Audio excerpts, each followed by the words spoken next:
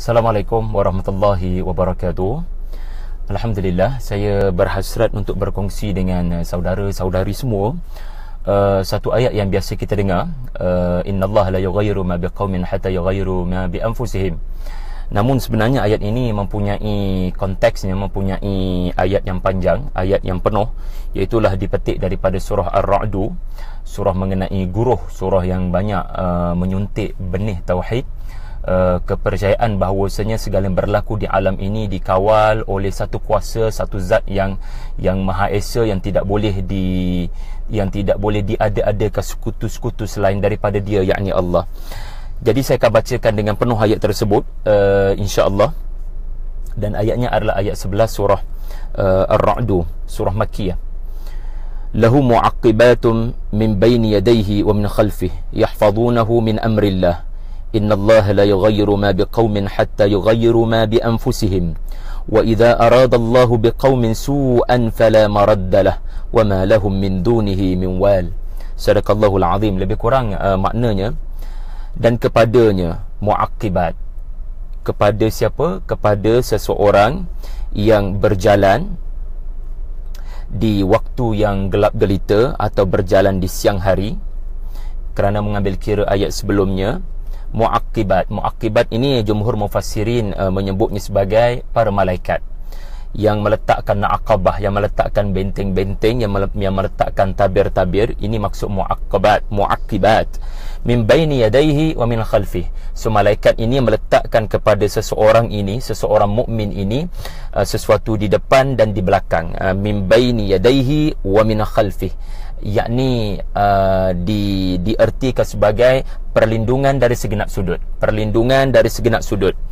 Yahfazunahu, dan malaikat-malaikat ini akan memeliharanya sepanjang masa. Bukan seorang, bukan dua orang, tetapi jamaah malaikat akan memeliharanya, bukan beberapa saat, bukan beberapa minit, tetapi sepanjang masa. Min amrillah, dari berlakunya ketentuan-ketentuan Allah.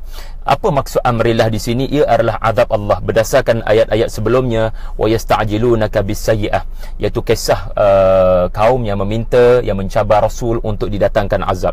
Jadi bahagian pertama ayat sebelah ini menceritakan adanya kumpulan ataupun seseorang yang Allah utuskan para malaikat untuk membawa perintah Allah, memelihara mereka daripada perintah Allah untuk diturunkan azab. Kerana azab Allah datang daripada perintah Allah, dan seseorang akan terpelihara daripada azab Allah juga kerana perintah Allah. Jadi diutuskan muaqibat, diutuskan para malaikat ini untuk pelihara orang-orang beriman daripada jatuh ke atas mereka general punishment ataupun azab yang menimpa seluruh kaum yang berdosa.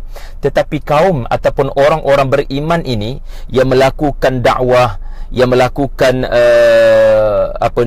usaha membawa kebaikan, sama ada secara bisik-bisikkan, man asarral qawla wa man jahara bihi, ataupun secara terang-terang. Jadi mereka yang melakukan kebaikan, mereka melakukan dakwah secara bisik-bisik, mungkin kerana kalau terlalu terang-terangan nanti akan berlaku mudarat kepada diri mereka, atau mereka yang berani sehingga melakukan jahar dakwah ini, mereka ini akan dipelihara Allah daripada azab. Mereka ini akan dipelihara Allah melalui malaikat-malaikat yang diutuskan daripada azab Allah yang akan diturunkan. Kemudian Allah Subhanahu wa taala menyebut di bahagian kedua ayat ini, iaitu ayat yang biasa kita dengar, innallaha la yughayyiru ma biqaumin hatta yughayyiru ma bi anfusihim. Artinya apa? Sesungguhnya Allah tidak akan mengubah sesuatu yang diberikan kepada sesuatu kaum sehinggalah sesuatu kaum itu mengubah apa yang Allah telah letakkan, berikan kepada diri mereka. Ayat ini mengajar Allah tidak akan mengubah kebaikan yang diberikan kepada sesuatu kaum, rahmat yang Allah beri kepada sesuatu kaum. Ayat-ayat sebelumnya, wa inna rabbaka ladzu maghfiratin linnasi ala zulmihim. Walau zalim macam mana sekalipun sesuatu kaum ini, walau kufur bagaimana sekalipun sesuatu kaum ini, Allah tidak akan mengubah status mereka, kedudukan mereka, sehinggalah hatta yughayyiru. Perhatikan perkataan ghayyara, artinya mereka nekat untuk mengubah nikmat yang Allah beri kepada mereka. Mereka tidak mahu menyebut Allah. Maknanya benar-benar konsisten dalam kekufuran. Maknanya benar-benar nekat dan tekad untuk tidak mengakui Allah sebagai Rabb yang sebenar.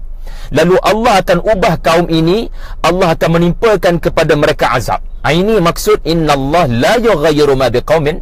Ambil saja sampel kafir Quraisy. Allah memberikan kepada mereka nikmat keamanan daripada Abraha. Allah memberikan kepada mereka nikmat kemajuan ekonomi, rihlat asy-syita'i was-saif. Allah kekal memberikan rahmat kepada mereka. Allah memberikan potensi kepada mereka untuk diterima taubat sekiranya mereka mohon ampun sepanjang Rasulullah berada bersama dengan mereka 13 tahun. Tetapi Allah akan ubah status mereka. Allah akan ubah daripada rahmat kepada azab, hatta yughayyiru ma bi anfusihim, apabila mereka nekat untuk mengubah apa yang Allah telah letakkan di dalam hati mereka, iaitu fitrah, apa yang Allah campakkan di dalam hati mereka, yakni ruh yang suci.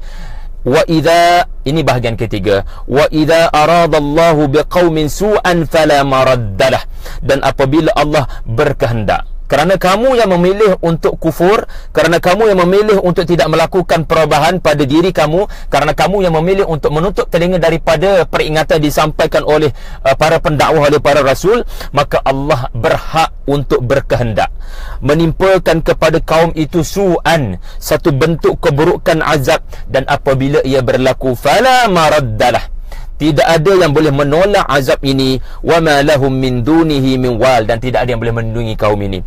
Ayat ini sangat memotivasikan sebenarnya bila kita rasai dan bila kita tadabbur. Kerana orang yang melakukan dakwah, Allah Subhanahu wa taala menjanjikan kepadanya pemeliharaan muakibat.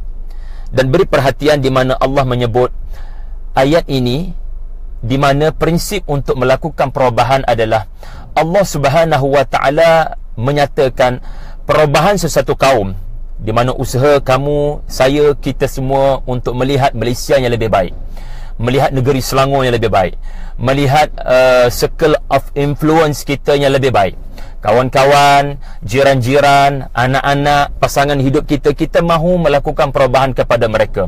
Kita mahu mereka beragama dengan lebih baik, solat mereka lebih baik. Tetapi perlu diingat, Allah akan mengubah nasib mereka.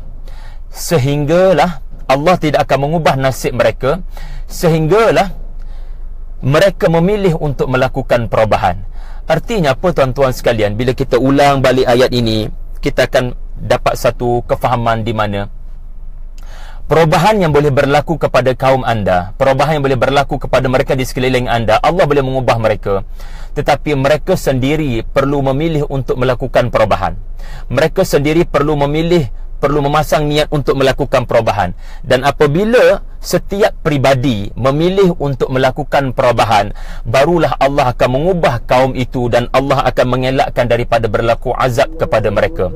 Jadi satu perkara yang sangat menggembira dan memotivasikan saya bila baca ayat ini, Allah menekankan kepada proses.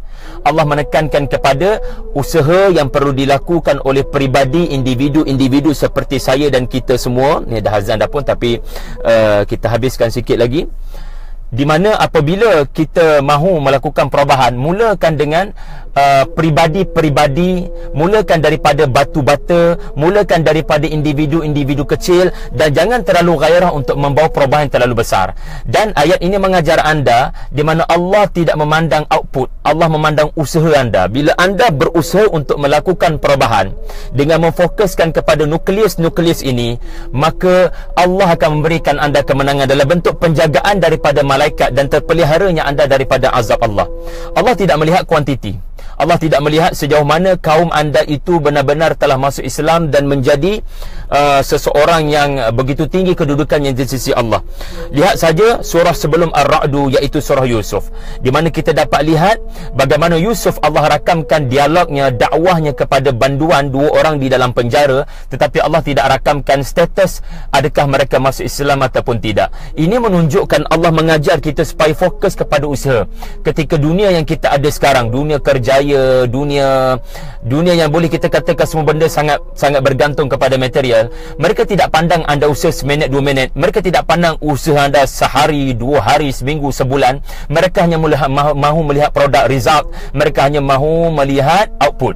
Sedangkan Islam, Quran mengajar anda dalam usaha dakwah, Allah tidak melihat kepada output, Allah sangat melihat kepada usaha yang kita lakukan, di mana Allah akan mengubah nasib sesuatu kaum apabila anda berjaya untuk mencetuskan perubahan kepada individu-individu. Anfus ini artinya jiwa-jiwa yang ada ini. Walaupun seorang dua anda fokuskan perubahan kepada dirinya, tetapi Allah memandang ia sebagai suatu pandangan yang berat dan besar. Dan kerana asbab anda melakukan dakwah ini, Allah akan merezekikan kepada anda pemeliharaan daripada keburukan-keburukan. Allah akan datangkan muaqibat kepada individu-individu yang melakukan proses dakwah ini.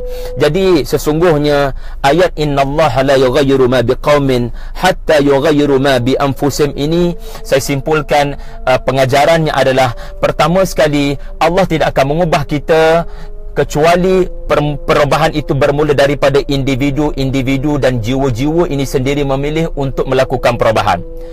Dan yang kedua, Allah mengajar kita bahawasanya ada perkara dalam kawalan kamu, ada perkara yang bukan dalam kawalan kamu. So fokus pada apa yang dalam kawalan kamu, yakni usaha, dan insya-Allah perkara yang di luar kawalan kamu, masa depan negara ini, masa depan umat Islam di Palestin, di Syria, di Rohingya, di mana-mana jua, insya-Allah semuanya akan diatur oleh Allah yang Maha Bijaksana.